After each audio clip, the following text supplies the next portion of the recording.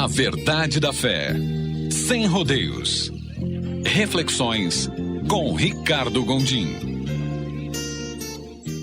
Malaquias, capítulo de número 4, versículo de número 6. Os estudos do comportamento humano, da psiquiatria, da psicologia,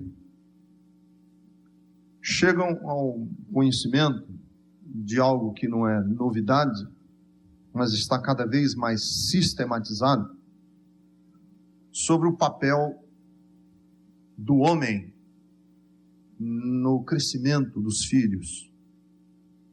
Nós estamos, com certeza, tendo grandes dificuldades, eu acredito, até com a próxima geração.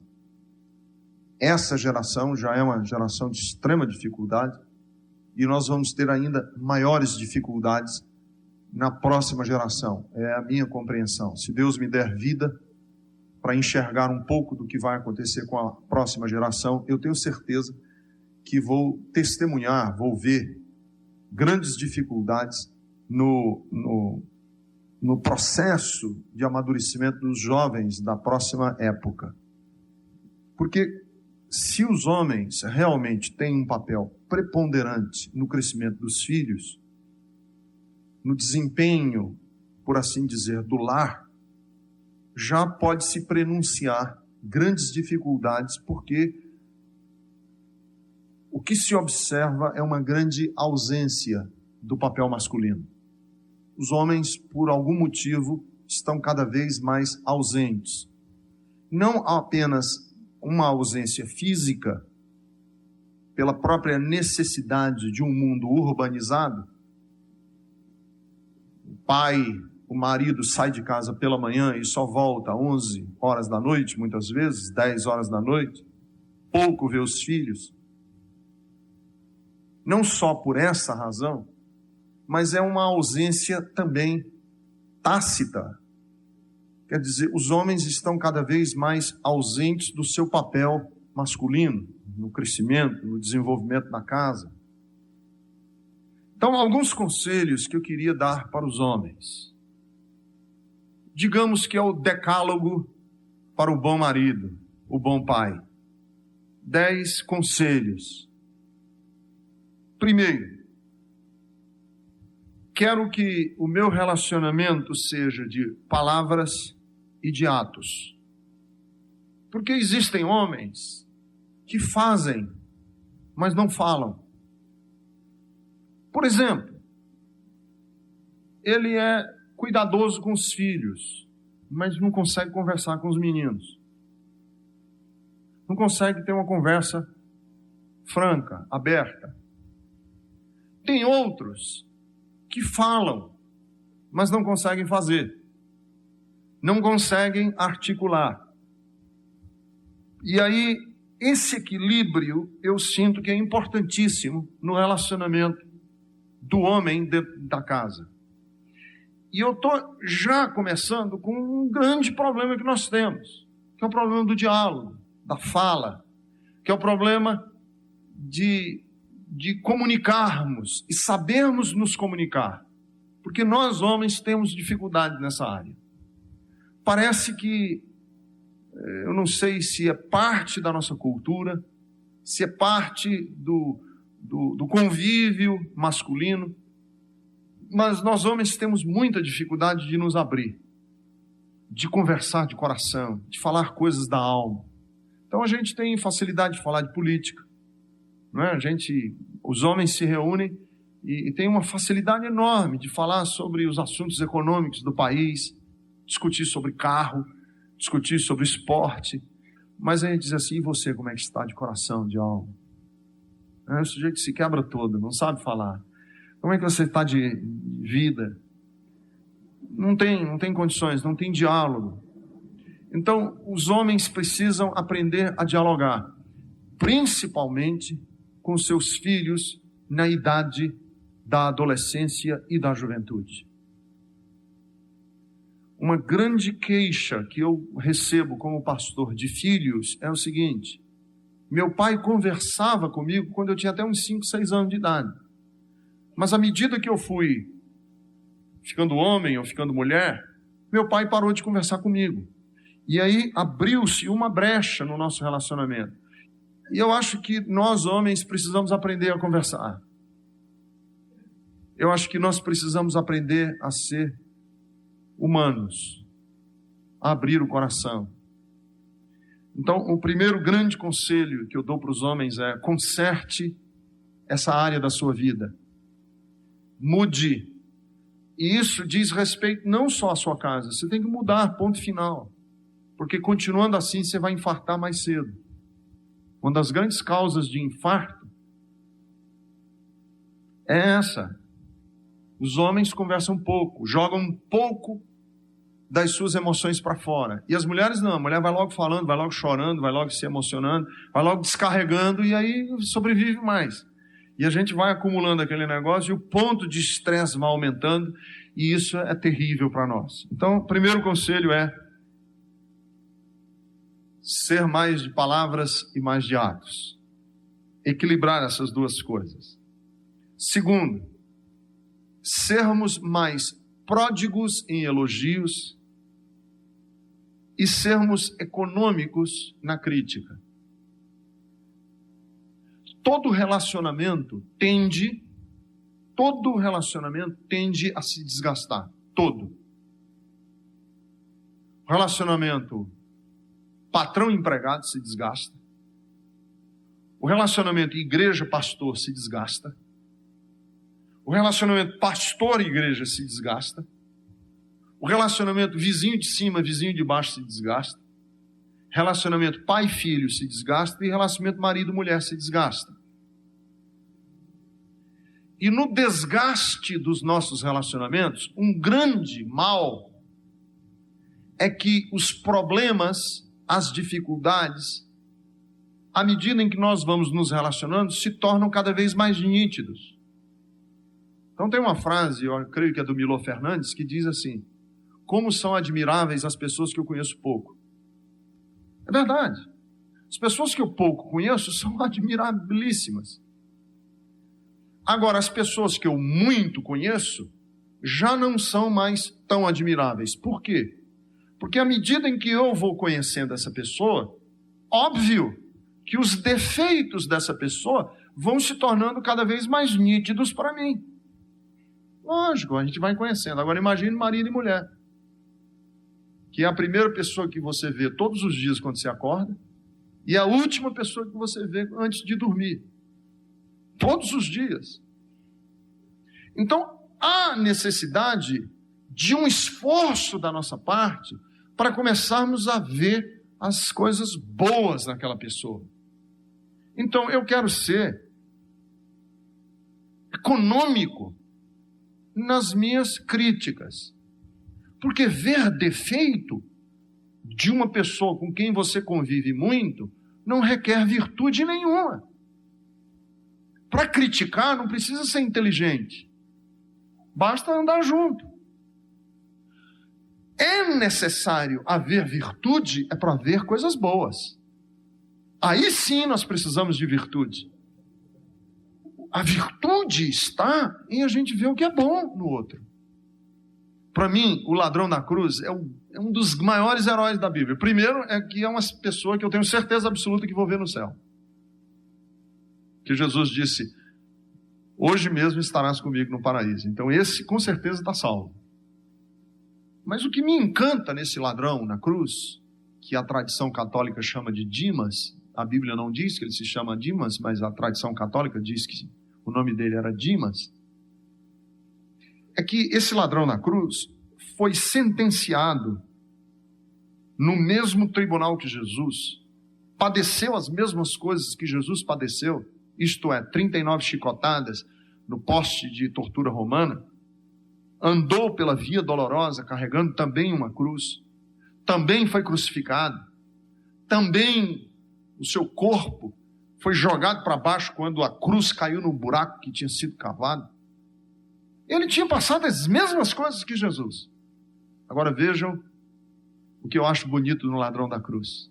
Ele crucificado, olha por cima dos ombros e vê Jesus, que foi parceiro dele, e consegue ver em Jesus um rei.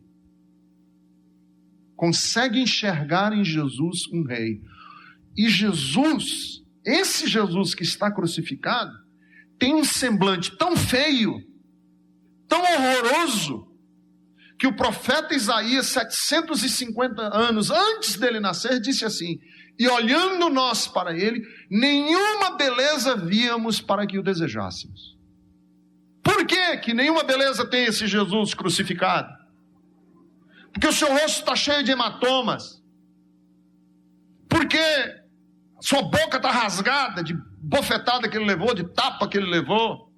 Porque o sangue de uma ignóbil e vergonhosa coroa que foi fincada na cabeça dele, o sangue que escorreu pela sua testa se misturou ao suor, aos cuspes e à poeira da cidade, dando a ele um aspecto grotesco de um homem de cara inchada e rasgada. E todos estão virando o rosto para não o contemplar. E esse ladrão olha por cima do ombro e diz assim: lembra-te de mim quando entrares no teu reino. Ele disse: esse homem tem um reino. Quer dizer, ele conseguiu enxergar num ser humano esbagaçado, triturado, destruído, beleza. Um rei. Quer dizer, você olhar para a sua mulher e ver na sua mulher uma encrenca, uma dificuldade, não existe virtude nenhuma nisso. Qual é a virtude? Virtude é você olhar para a sua mulher e ver nela uma princesa, uma rainha. Ver na sua mulher um amor. Aí exige virtude. Então, amigo, em nome de Jesus, seja alguém que assume um compromisso de olhar para a pessoa que, bem ou mal, está do seu lado, o que ela tem de bom. Eu já fiz esse teste várias vezes dando aconselhamento. Não, porque ele, ou porque ela, porque minha mulher, não sei o quê. Então vamos fazer o seguinte: vamos escrever num pedaço de papel aqui 10 coisas ruins e 10 coisas boas da sua mulher. Aí o sujeito começa a escrever as 10 ruins rapidinho.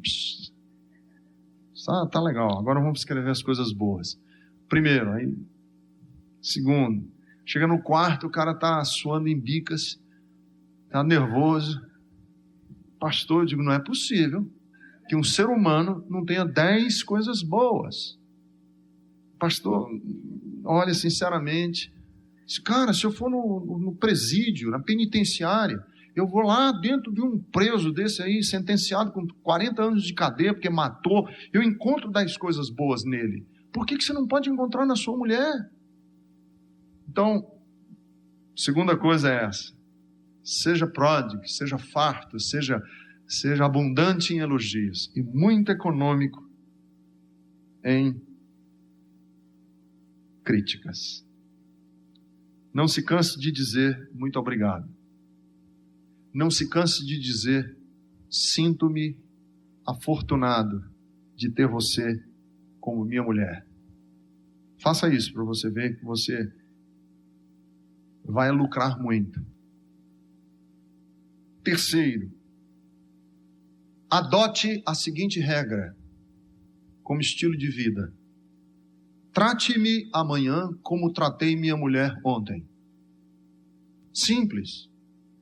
Trate-me amanhã como tratei minha mulher ontem, ou tratei minha mulher hoje. Em outras palavras, nunca seja, em relação à sua mulher, mais ríspido do que você gostaria que as pessoas fossem com você. Acho interessante isso nos nossos mecanismos humanos. A gente não admite, homem diz assim: rapaz, eu não levo o desaforo para casa. Falou comigo, eu saio. Não tem esse negócio. É na ponta da língua. Aí chega em casa e quer que a mulher leve desaforo para casa, ou fique com os desaforos em casa. Quer dizer, eu não admito que me tratem, mas eu trato diferente. É uma regra básica de convívio humano. Então, uma das coisas bonitas num casamento deve ser esse.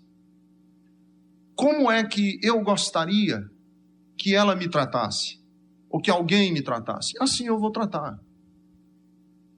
O grande problema dos casamentos é que nós somos sempre reativos, nunca proativos. A grande queixa que eu tenho dos maridos e das mulheres é o seguinte: eu sou assim porque ele ou ela foi assado. Quer dizer, eu só estou reagindo. Então, antes de você, no seu relacionamento com a sua mulher, fazer qualquer coisa, pense o seguinte: se ela fizesse isso comigo, como é que eu me sentiria?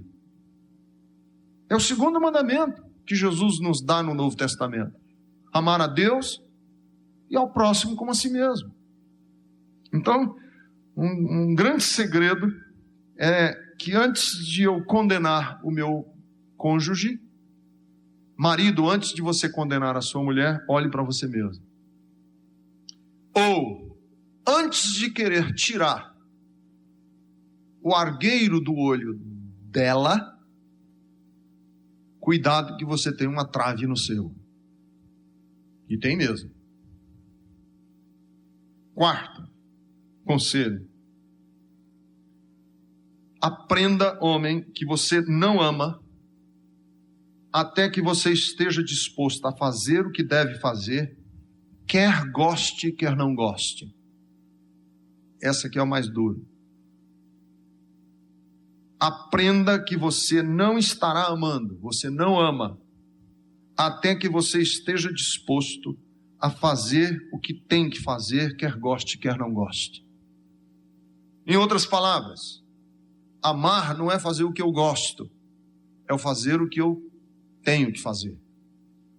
O amor não pode ser apenas um sentimento de que eu faço aquilo que eu tenho vontade de fazer. Porque quem ama não faz só o que tem vontade de fazer. Quem ama faz o que tem que fazer pelo bem daquele que ama. Então, uma das dificuldades dos casamentos é que os homens dizem sempre isso: ah, não estou afim, perdi o gosto, já não quero mais. Não é o que eu quero, é o que devo. Quinto, nenhum casamento acontece sem investimentos pesados nele. Casamento não é férias, nem lua de mel. Dia desse eu estava fazendo um casamento e eu disse assim para os noivos: 80% dos casamentos se compõem de 80% do tempo de casado compõe-se do seguinte: adaptação, resignação, mudança, confusão, dor, crise, paz, erros, dor, mais erros, investimento, perdão, mais erros, mais perdão, tensão, crescimento, mais perdão, paciência, amadurecimento e um pouco de alegria. Isso é 80% dos casamentos. E os outros 20%, vocês vão estar dormindo. É verdade. É uma ilusão pensar o seguinte: eu vou me casar com fulano ou com Beltrano e a gente vai construir um castelo, vamos viver como dois pombinhos. Todos os dias que eu chegar em casa vai ser igual a propaganda do leite Molico, não é? Ela abre a janela, cortina esvoaçante, ele chega e abraça, só de cuecão, aqueles cuecão de seda bonito. Que beleza a vida assim, não é? Nem da Lady Di foi assim. Por isso é preciso você dizer assim: eu vou investir no meu casamento. Porque se você disser assim: não, deixa rolar para ver como é que fica, eu já sei como é que vai ficar, vai se acabar. Se você não investir pesado no seu casamento, pode ter certeza de uma coisa: você diz assim: pastor, eu investi por 20 anos, parei. Você pode ter certeza de uma coisa: a partir de agora é ladeira abaixo, ele vai começar a se acabar. Tudo na vida precisa você investir, cuidar, tratar. Caso contrário, não vai dar certo. Para isso, é necessário muitas vezes dizer: não vou hoje sair, eu vou para casa. Às vezes é necessário dizer: olha, eu vou perdoar, vou deixar mais uma vez, vamos lá, vou investir. É preciso que você, homem, se programe para isso. Caso contrário, as lutas da vida, o corre-corre, o tempo, o trânsito, o dinheiro, correria, e você vai ver: puxa vida, eu passei 5 anos e não investi no meu casamento. E é por isso que estou aqui do jeito que estou. Porque de repente a vida foi correndo e as coisas foram acontecendo e eu não me percebi que não investi pesado no meu casamento. Quem não investir pesado no seu casamento, pode ter certeza, está condenando o seu casamento à falência. É preciso que nós investamos tempo, paciência, perdão, compreensão, diálogo, para que dê certo. 6, homem, cuidado com a sua fantasia. E aqui não é a fantasia do erótico só, não é a fantasia da pornografia só. Cuidado com a sua fantasia sob o ponto de vista da fantasia de como eu gostaria que fosse a minha vida, o meu casamento, a minha mulher. Muitas pessoas não se casaram com pessoas, se casaram com a fantasia. Idealiza uma pessoa e se casa com ela. Uma ideia de como deveria ser minha mulher.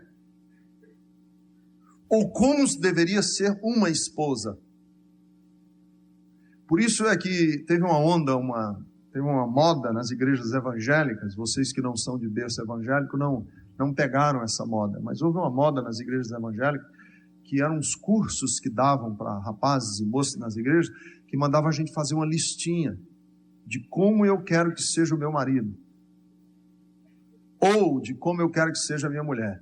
Aí dizia assim: faça a lista e peça que Deus dá. Aí as irmãzinhas se especializavam. Ora, a lista vinha que o namorado, o pretendente, para caber dentro daquela listinha, tinha que ter a grana do Ronaldinho, tinha que ter a beleza do fulano, e as mulheres tinha que ser uma Mona Lisa encarnada, tinha que ser uma deusa andante. Aí dizia: Senhor, é essa que eu quero. Mas como essa fulana não existe, o que o cara fazia, o crente? E não é só o evangélico, não. Porque não é o evangélico que fantasia, a mídia fantasia, a revista Playboy fantasia. E as pessoas então vão criando fantasias de como é que deve ser a pessoa com quem eu vou me casar. Só que essa pessoa não existe. Às vezes é um símbolo sexual, mas às vezes não é um símbolo sexual. É a fantasia da mãe. Casa-se com a fantasia da mãe que teve, que foi perfeita. E aí a mulher tem que caber dentro daquele molde da minha mãe. E aí gera um problema dentro do relacionamento, sabe o que é? Que a coitada da mulher não consegue. Por mais que ela compre shampoo, vela, seda, não sei o que, o cabelo não dá para ser daquela... Faz assim e o cabelo parece que... Não tem jeito. Por mais, não tem, a pessoa luta, mas eu não consigo chegar lá, não consigo chegar no padrão. Porque o padrão é muito alto. Resultado, tudo que ela faz, como não chegou no padrão, tudo que fez está aquém. Então, não fez mais do que sua obrigação. Então, essa área aqui, até chegar no topo, que é a área da insatisfação, não tem elogio. Por que eu vou elogiar? Você não chega lá. De 1 a 10, você nunca chega nem no 7. Você está por volta de 4, 3. Porque ele casou-se com fantasia, ele não casou-se com uma pessoa. Porque a gente idealiza no namoro. E o problema é que se idealiza no namoro E no namoro, do jeito que a nossa sociedade está organizada, o namoro hoje gira em torno de sexo. As pessoas hoje, quando namoram, não namoram para se conhecer alma, coração, conhecer valores, interioridade. Não dá tempo. Ora, começa a se namorar na adolescência. O homem está com uma descarga de hormônio que ele não consegue administrar. Ele não consegue administrar. A descarga hormonal dele é tremenda. Ela, maior sensualidade.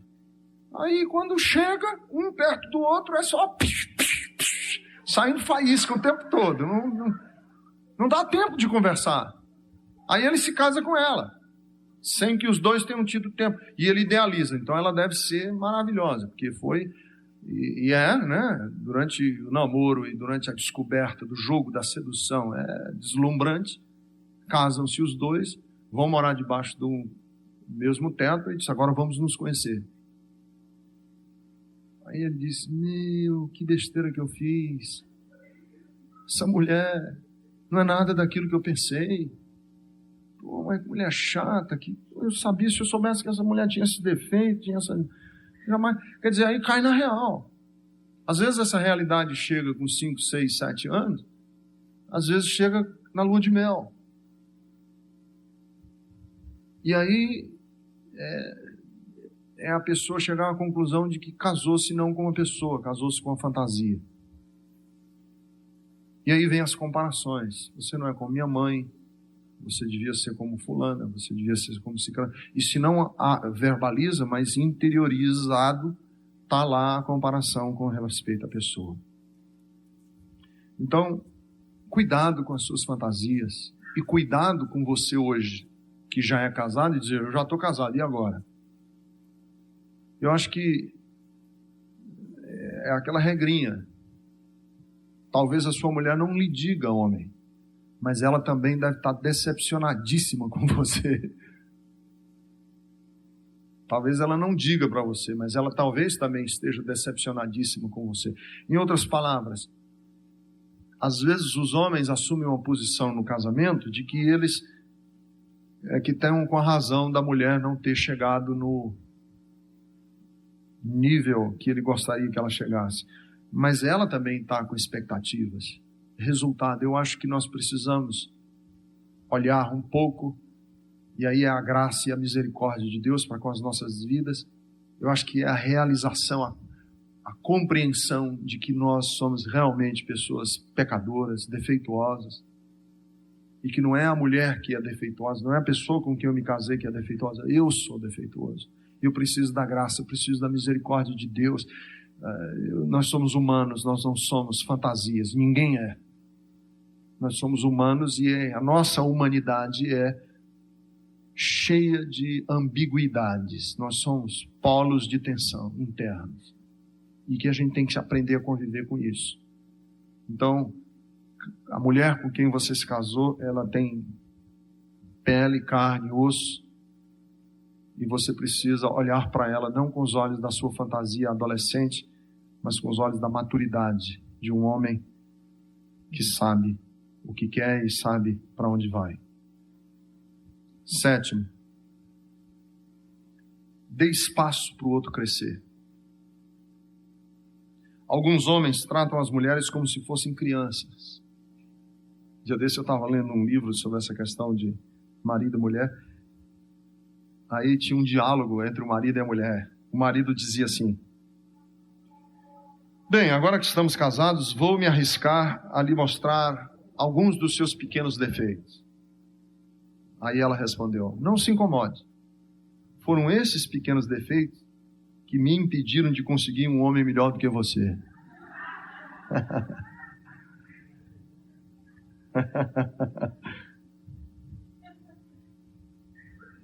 Tem homem que trata a mulher como se fosse criança. As opiniões dela, os posicionamentos. Sabe qual é o resultado disso? As mulheres vão procurar alguém que as ouça, que as respeite e que as admire. É um grande engano acreditarmos que a questão da infidelidade é só unilateral, que são só os homens que traem. Não é verdade. Muitas mulheres são seduzidas, não porque são ruins, ou são pecadoras, são seduzidas porque alguém as valorizou. Alguém disse: puxa, que coisa legal, que interessante que você me falou. Ela trabalha e no emprego alguém chegou para ela e disse: você é uma mulher muito interessante, seus posicionamentos, o que é que você acha disso? Ela chega em casa, o homem trata como se fosse um bicho, como se fosse motorista de fogão, trata a mulher como se fosse uma indigente, uma sem cabeça, sem cuca, as brincadeiras, né? Com mulher não sabe, mulher é burra, mulher é isso, mulher é aquilo, e essas posições que vão sendo assumidas, de alguma maneira é como um apelido. Você lembra quando você era adolescente, você colocou um apelido no outro lá, que tinha a orelha grande, e chamava ele de Jumbo, e outro porque tinha Dumbo, o outro porque tinha... Eu tinha um amigo nosso lá, quando era menino, ele tinha um defeito no dente. Então hoje não sei por que eu estou com o negócio de dente. Aí a gente apelidou ele de Signal, por causa da pasta de dente. E era o apelido dele. E um dia ele chorou, porque ele se sentia profundamente incomodado com esse apelido. Então, você imagine, eu não sou mulher, mas você imagine as mulheres aprendem desde criança que não sabe dirigir, aprende desde criança que é burra, aprende desde criança que não tem capacidade de liderar para nada, aprende, todo mundo dizendo isso. Chega uma hora que a pessoa diz: peraí, para, está enchendo, para com esse negócio. Ou não? Se eu fosse uma pessoa, imagine uma pessoa numa sociedade que despreza os negros. O negro é burro, negro quando não faz besteira na entrada, faz na saída, negro é assim, negro... Chega uma hora que diz: para, cara, você é um chato, você é um sujeito de galocha. Agora, ponha isso dentro de casa. Toda vida que a mulher vai falar, diz: cala a boca, você não sabe das coisas. Para, não fala. A mulher pode até não dizer isso, mas dentro dela, a alma vai murchando, o coração vai murchando. Então dê espaço para ela crescer, para sua mulher crescer, para ela florescer, para ela ser quem ela deseja ser, para ela ser até melhor do que você. Na área que for. Ganhar mais dinheiro do que você. Eu não tenho dificuldade nenhuma se minha mulher ganhar mais dinheiro do que eu. Eu vou achar bom. Graças a Deus. Bota para quebrar, minha filha. Não fico triste de nada. Tem um homem que diz: não vou admitir isso, o macho da casa sou eu é que tenho que dar o dinheiro. Isso é besteira. Pois fique você com essa sua ideia e eu vou morrendo de alegria até o banco sacar o dinheiro que minha mulher ganhou. Ora, não é? Eu quero que ela floresça, eu quero que ela seja o máximo que ela puder ser. O máximo que Deus tiver para ela ser em todas as áreas. 8º, queira mudar. Saiba que você não é um maridão perfeito. Pare de se justificar. Pare de dizer o porquê de todas as suas ações. As pessoas, quando erram, a tendência mais comum é a gente projetar o nosso erro no outro. É a gente disfarçar o nosso erro com um erro alheio. E o cristianismo é um chamamento ao arrependimento. O texto diz: ele converterá o coração dos pais ao filho. Queira mudar, queira ser diferente, pare de se justificar. Porque esta é a grande mensagem do Evangelho para todas as pessoas. Quando nós paramos de nos justificar diante de Deus, quando nós paramos de achar álibis, quando nós paramos de achar razoamentos para aquilo que estamos fazendo, e nos quebramos, e dizemos: Deus, eu já não tenho mais cartas debaixo das mangas, eu não tenho mais truques para jogar na mesa, eu não tenho mais como me justificar. Deus, eu me sinto falho, eu me sinto pecador diante de Ti. Na hora em que você diz isso, a Bíblia diz, alcança a misericórdia. É nessa hora que se alcança a misericórdia. Então, o segredo de um casamento é esse em relação à sua mulher, aos seus filhos. Para de justificar, para de dizer é por isso, é por aquilo, é porque está no gene, é por causa da minha índole, é o temperamento. Eu tenho um temperamento nordestino, eu tenho um temperamento espanhol, meu temperamento... Não é por isso, é porque você é pecador, está errado, precisa se arrepender, precisa de misericórdia de Deus. E o Evangelho é um chamamento para você se arrepender e pedir que Deus o ajude. Olhar e dizer, Senhor, eu estou precisando de ajuda. 9, nunca pense que você vai conseguir mudar a sua mulher por pressão. Óbvio que isso não funciona no nível do consciente, é no nível do inconsciente. O homem muitas vezes, inconscientemente, pensa assim: eu vou tornar a vida dela intolerável. Aí eu tenho certeza que ela muda. Eu vou botar pressão nessa mulher que eu quero ver se ela não quebra. Não quebra. Ninguém quebra sob pressão.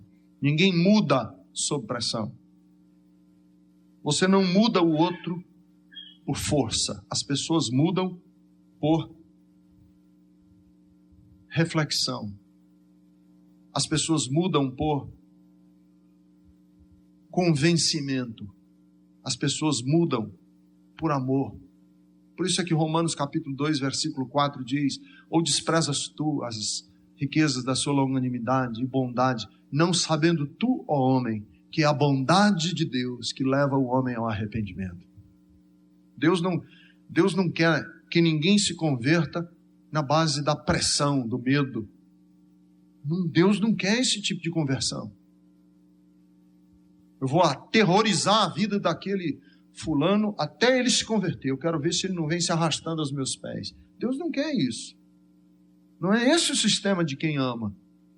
Então, se você está, de alguma maneira, insatisfeito com o comportamento da sua mulher, não pense assim: eu vou azucrinar a vida da minha mulher até ela se render aos meus pés. Não vai acontecer, pelo contrário. Toda ação corresponde a uma reação igual no sentido contrário. Força gera força, violência gera violência. Ódio gera ódio. Não, eu vou falar, eu vou gritar. Então, deixa eu dizer um segredo, homem, a respeito das mulheres. As mulheres são mais facilmente conduzidas por uma linha de seda do que por uma corrente. As mulheres são muito mais facilmente conduzidas por uma linha de seda do que por uma corrente. Por último, lembre-se que há uma lei e essa lei ninguém foge. O que se planta, colhe. Não pense que plantando desprezo você colhe carinho. Não pense que plantando intolerância você colherá compreensão. Nunca pense isso, porque você não vai colher. Para colher carinho, plante carinho. Para colher compreensão, plante compreensão. Esta lei é inexorável, ninguém foge dela. Ninguém. Aquilo que o homem plantar, certamente, é o que ele vai colher. Com certeza. Ninguém pense que plantando deslealdade vai colher lealdade. Ninguém pense que plantando traição vai colher fidelidade. O que se planta é o que se colhe. Por isso, homem, o que é que você tem plantado? Não diz nada. Por isso é que você não colhe nada. Do que se planta é o que se colhe. Ninguém pode querer tirar o que não colocou. E não pode querer tirar diferente o que você plantou. Isso é uma lei tão óbvia. É tão claro, nítido, que só quem completamente obtuso não vai ver. Isso se aplica em todas as dimensões da vida. Se aplica a relacionamento, se aplica a dinheiro, se aplica a amizade, se aplica tudo. O que você plantar é o que você colhe, o que você botar dentro é o que você vai tirar. Então, homens, vamos ser plantadores da verdade, da lealdade, do amor, do carinho, da verdade. Semeie isso no coração dos seus filhos, para você colher um dia. Semeie isso no coração da sua mulher, para você colher isso um dia, da sua filha.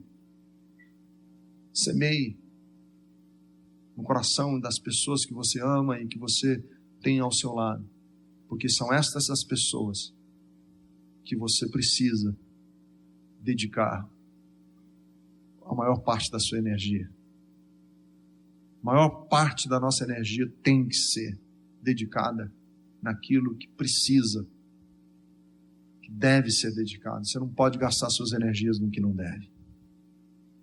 Um dos grandes problemas da nossa sociedade é a ausência do homem, do macho, do elemento masculino. E eu creio que o Evangelho é um chamamento a isso. Porque Malaquias 4, versículo 6 diz que o grande desejo de Deus é converter o coração dos pais aos seus filhos, converter o coração dos filhos aos seus pais, para que reine paz, para que reine verdade na terra.